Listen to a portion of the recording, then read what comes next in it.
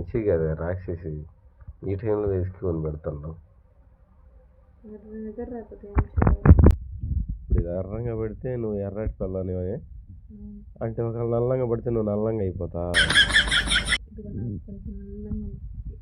పొద్దున కల్లా నల్లంగా పండద్దు కాబట్టి నాకు నల్లటి నీకు ఎర్రంగా పండాలి పడేటట్టు నేను చేస్తాను. నల్లంగా పండితే నువ్వు నల్లంగా అయిపోతావు. నేనైపోయాను ఇంకో వేరే అమ్మాయి వస్తుందని అర్థం.